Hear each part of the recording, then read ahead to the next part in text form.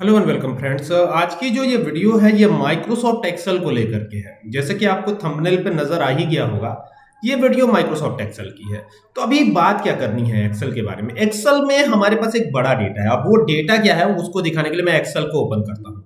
ये है एक्सेल और काफी इंटरेस्टिंग, काफी आसान, काफी इंटरेस्टिंग, ठीक है।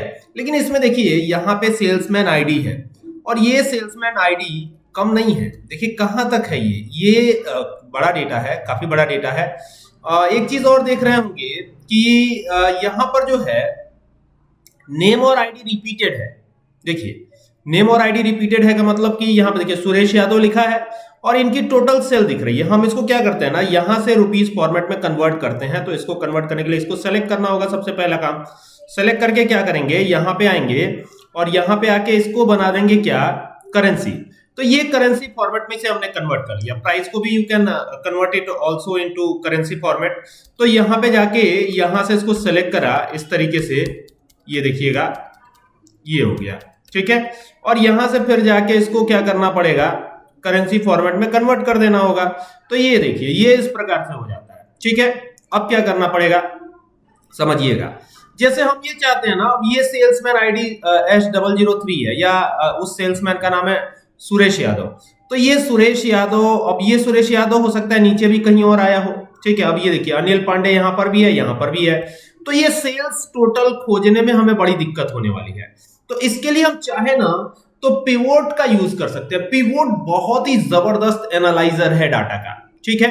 अब ये कैसे यूज करेंगे, उसको करने के लिए सबसे पहले तो हमको ये पूरा डेटा सेलेक्ट करना होगा। अब इसमें देख लीजिए सेल्समैन आईडी है, सेल्समैन है, प्राइस है, क्वांटिटी और टोटल सेल है, सारी चीजें यहाँ पे दिख रही हैं, ठीक है।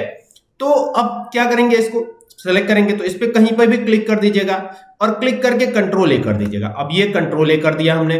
कंट्रोल ए जैसे ही करेंगे तो आप देखेंगे कि ये पूरा डेटा सेलेक्ट हो गया। अब सेलेक्ट करने के बाद क्या करना है, सेलेक्ट करने के बाद आपको यहां से जाना है इंसर्ट टैब पे और यहां पे आना है पिवोट टेबल पे। ये पिवोट टेबल आपको दिख रही होगी। यहां से फ्रॉम टेबल रेंज सेलेक्ट करना है और सेलेक्ट करके हमको न्यू वर्कशीट पे लेना है। एग्जिस्टिंग पे ले लेंगे तो ये कहीं में पूरा हौच पौच हो जाएगा, तो इसी वजह से अलग शीट पे लेते हैं, ठीक है। और यहां से ओके कर देते हैं। अब सबसे बड़ी समस्या हमारे साथ क्या होती है ना, हमको यही नहीं समझ में आता कि ये फिल्टर क्या है, कॉलम क्या है, रोज क्या है और वैल्यूज क्या है, ठीक है। मैं आपको थोड़ा सा एक एग्जांपल के थ्रू समझाने का प्रयास करता हूं, ठीक है। जैसे मान लीजिए अगर हमारे पास कुल मिला के सेल्समैन का ही नाम हो, ध्यान दीजिएगा, हमारे पास क्या हो, कुल मिला के सेल्समैन का ही नाम हो, तो हम क्या कर सकते हैं, ये जो सेल्समैन का नाम है इसको ड्रैग करवा सकते हैं। अभी तो सेल्समैन आईडी भी है, आप चाहे तो सेल्समैन आईडी भी यूज कर सकते हैं, नो प्रॉब्लम। लेकिन हम सेल्समैन का नाम ही ले लेते हैं। तो ये गए और इसको लाके कहां रख दिया, रो वाले फील्ड में रख दिया, ठीक है। यहां से जाइए, ड्रैग करिए, इसको रो फील्ड में लाके रख दीजिए, ठीक है। यानी सेल्समैन आईडी को रो फील्ड में लेके आना है। तो ये आ गया रो फील्ड में, ठीक है। अब यहां पर आपको सेल्समैन के नाम दिख रहे हैं। कुल मिला के कितने सेल्समैन हैं आप काउंट कर सकते हैं, ठीक है। गिनती के हैं क्योंकि नाम रिपीट हो गया था, इस वजह से दिक्कत है।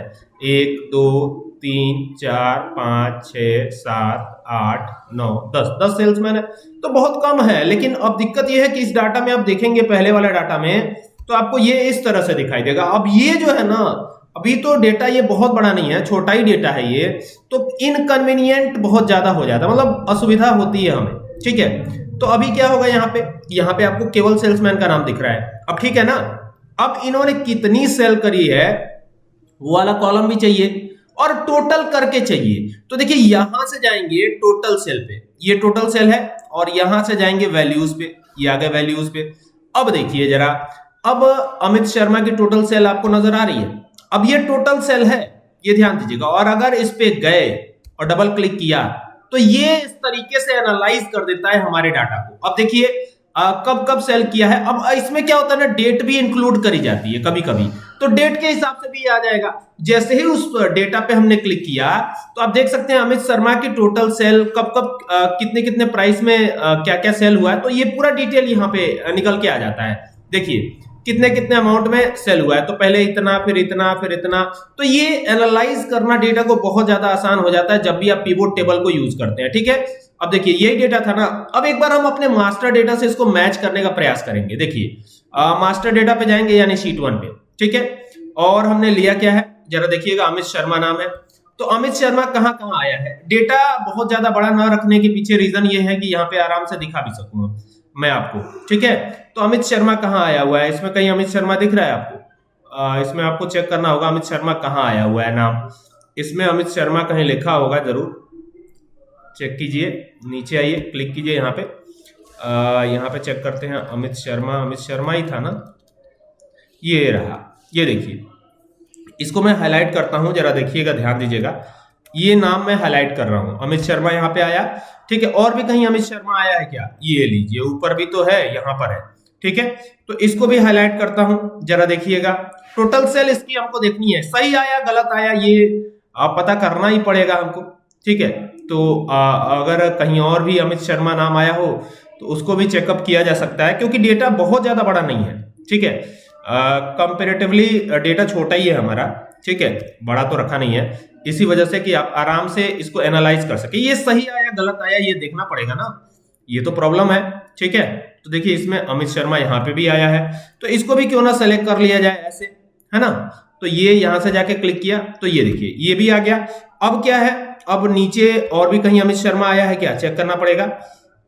यहाँ पे ये देखिए एक और जगह यहाँ पर भी आया हुआ है, तो इसको भी हाईलाइट कर देता हूँ येलो कलर से, ताकि आपको देखने में आसानी हो। और भी कहीं आया है क्या, देखना पड़ेगा। तो आते हैं नीचे, अब नहीं आया है, मतलब कि 1 2 3 4 5 बार अमित शर्मा वाला डिटेल आया हुआ है। अब यहां से चलते हैं शीट नंबर 3 पे, ठीक है, यही था ना, और ये हमारा डिटेल था। तो देखिए कितनी बार यहाँ पे आया हुआ है, 1 2 3 4 5 बार आया है ना। तो ये डेटा का एनालाइज बहुत अच्छे तरीके से करता है। अब सपोज कीजिए कि जो ये शीट आई हुई है हमारे पास, ये अगर मान लीजिए आपको अनिल पांडे का देखना है, तो इस पे जाइए और डबल क्लिक कर दीजिएगा, तो अनिल पांडे की पूरी डिटेल आपके सामने आ जाएगी। देखिए अनिल पांडे ने कितनी बार सेल किया है प्रोडक्ट्स को, 1 2 3 4 5 6 7 8 बार सेल किया है। तो इट मींस कि पूरा का पूरा डिटेल आपको निकलता हुआ नजर आएगा। और ये काम ना सिर्फ फिल्टर लगा के हो ही नहीं पाएगा, फिल्टर लगा के आप नहीं कर सकते इस काम को। तो ये काफी अच्छा ऑप्शन है ना। आई होप कि आपको बात समझ में आ रही होगी कि मैं क्या कह रहा हूं, ठीक है। यहाँ पे जब जाते हैं तो इसमें आप स्लाइसर भी लेके आ सकते हो। यहाँ पे ये स्लाइसर आपको दिख रहा होगा, तो ये भी काफी कमाल की चीज होती है, ठीक है। अब जैसे सेल्समैन है, तो ये सेल्समैन हमने कर दिया, और भी कुछ चाहिए, टोटल सेल चाहिए, टोटल सेल ले लीजिए और यहाँ पे ओके कीजिएगा। तो ये इस तरीके से आ जाता है, 2 चीजें इसमें देख रहे हैं। एक चीज और है, यहाँ पे अमित शर्मा की टोटल सेल हमें पता नहीं चल पाई है। तो टोटल सेल करने के लिए अगर हम यहाँ पे देखना चाहते हैं कि अमित शर्मा की टोटल सेल क्या है, तो इन सबको क्यों ना सम कर लिया जाए, ठीक है। इन सबको अगर मैं सम करता हूं यहां से और एंटर करता हूं, तो ये टोटल सेल नजर आ रही है। और अगर इसको मास्टर डेटा से मैच कर लें एक बार, ये यहाँ पे आते हैं, ये हमारा मास्टर डेटा था, अमित शर्मा की टोटल सेल करनी है हमको। तो यहाँ पे इज इक्वल टू सम करते हैं, ठीक है। हालांकि आप सम भी लगा सकते हैं, लेकिन चलिए इसी को लगाते हैं, ये ठीक है। सम क्या करना है, इज इक्वल टू लगा लेते हैं ऐसे, इज इक्वल टू, पहले इसको सेलेक्ट करते हैं, प्लस करते हैं, और फिर इसको सेलेक्ट करके प्लस करते हैं। मतलब वही अमाउंट यहाँ पर भी देखने को मिलेगा आपको। मतलब जो एनालाइज करके वो डेटा दे रहा है, वो काफी कमाल का डेटा है आपका, ठीक है। यानी पाइवोट टेबल काफी ज्यादा यूजफुल हो सकता है। तो यहाँ पे आप देख सकते हैं कुल मिला के 94,721। अगर कहीं और भी अमित शर्मा आया होगा तो ये उसको भी काउंट करेगा, है ना। अगर कहीं और भी अब बिल्कुल वही आया हुआ है, देखिए यहाँ पर भी वही है। तो ये काफी कमाल का एनालाइजर है, ठीक है, पिवोट टेबल। आई होप कि आपको बात समझ में आ रही होगी कि डेटा किस प्रकार से एनालाइज करना है, ठीक है। स्लाइसर के बारे में भी आगे हम बात करेंगे, लेकिन अभी तो स्लाइसर के बारे में हम बात नहीं करने जा रहे हैं, ठीक है। अभी हम जो है पिवोट के ऊपर ही बात करेंगे। स्लाइसर पूरा डिटेल में किसी और वीडियो में सिखाऊंगा आपको, लेकिन अभी तो हम सिर्फ इसी पे बात करने वाले हैं, ठीक है। देख सकते हैं ये पूरा का पूरा डिटेल किस प्रकार से आ जा रहा है और ये कितना हेल्पफुल है हमारे लिए, ठीक है। अब सपोज कीजिए कि यहाँ पर एक चीज और दी गई है, यहाँ पे फिल्टर का एक ऑप्शन दिया गया है। तो अगर हम यहाँ पे सेल्समैन को पकड़ते हैं और ये सेल्समैन आईडी हम ऐसे लेके जाते हैं फिल्टर के अंदर, तो अगर फिल्टर के अंदर लेके जाते हैं तो इसका फायदा क्या हुआ।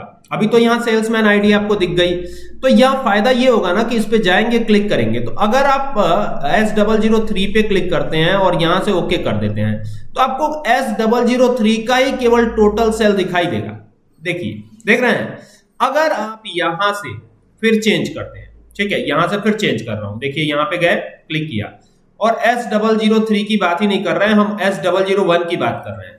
तो यहां से ओके अगर कर दिया तो यहां S001 यानी अमित शर्मा की टोटल सेल दिखाई देगी, जो कि आपको दिख ही रही है ऑलरेडी। तो ये पिवोट टेबल है और ये काफी ज्यादा यूजफुल, काफी ज्यादा आपके लिए यूजफुल हो सकता है। उम्मीद करता हूं कि बात समझ में आई होगी कि पिवोट टेबल किस प्रकार से यूजफुल हो सकता है, ठीक है। और काफी कमाल का है, इसको सीखिए, लर्न कीजिए, सीखिए, ठीक है ना। तो अगर आपको ये वीडियो पसंद आए तो इसको शेयर भी कीजिएगा। Thank you for watching this video.